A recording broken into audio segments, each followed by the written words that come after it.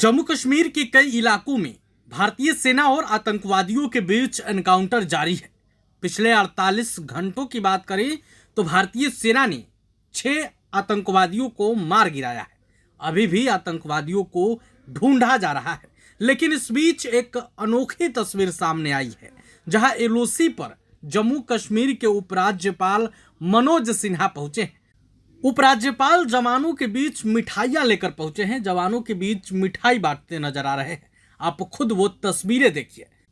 मिठाई बांटने के बाद उपराज्यपाल जवानों को संबोधित भी कर रहे हैं, उनके हौसलों को बुलंद कर रहे हैं। आप वो तस्वीरें भी देखिए। आज को मैंने 9 को घर से निकला था यहीं आने के लिए, लेकिन मुझे बताया गया कि आज जाना उचित नहीं है। इसके कारण देर से आपके बीच उपस्थित हुआ हूं। सबसे पहले तो मैं आपकी बहादुरी, आपके शौर्य और आपके पराक्रम को नमन करता हूं। आपके पराक्रम के कारण इस पूरे सेक्टर में एक भी कैजुअलिटी नहीं हो सकी। केवल 3 लोगों को माइनर इंजरी आई है। पूरे घटनाक्रम को देखें तो 22 अप्रैल को पहलगांव में निर्दोष, निरपराध, बेगुनाह लोगों को जिस प्रकार से निशाना बनाया गया, पूरा देश चाहता था कि अब इसका अंत होना चाहिए।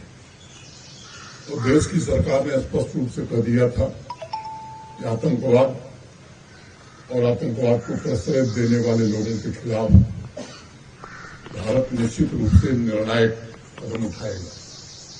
आप में से अनेक लोगों को मालूम है कि पाकिस्तान को भी बता दिया गया था कि हमारे निशाने पर केवल टेरर कैंप्स और टेररिस्ट हैं। पाकिस्तान का कोई सिविलियन या आर्मी स्टैब्लिशमेंट नहीं है। 6 और 7 की रात को सबसे बहादुरी का काम हमारे इसी 16 और 16 कोर के लोगों ने किया। भारत की इस तीनों सेनाओं ने मिलकर आतंकवादियों के 9 बड़े ठिकाने, उसमें कुछ तो ऐसे थे जो समझे जाते थे कि वहां कोई पहुंच नहीं सकता है।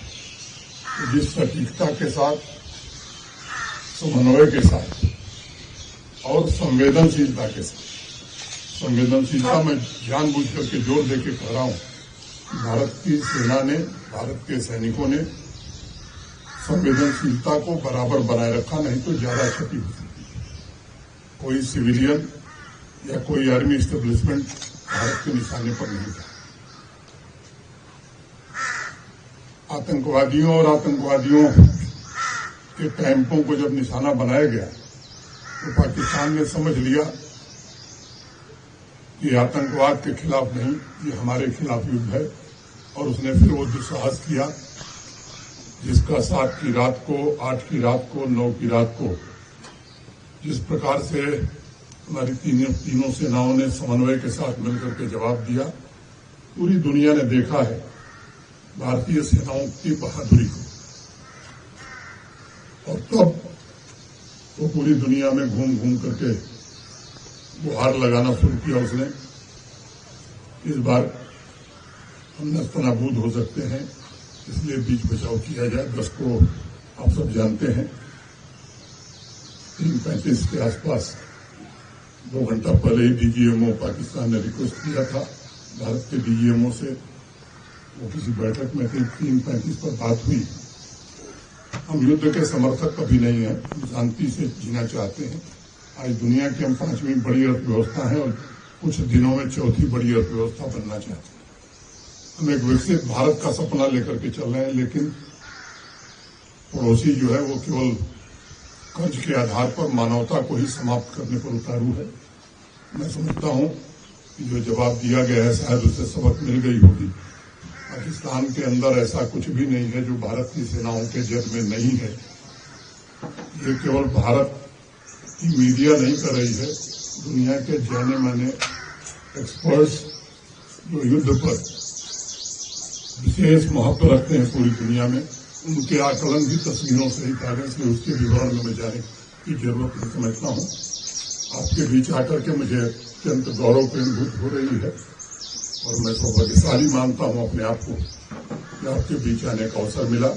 मैं फिर से आप सबकी बहादुरी को, आप सबके शौर्य और पराक्रम को और भारत माता के प्रति आपकी निष्ठा को सलाम करता हूँ और ईश्वर से प्रार्थना। प्रभातखबर.com, विश्वास वही, रफ्तार नहीं।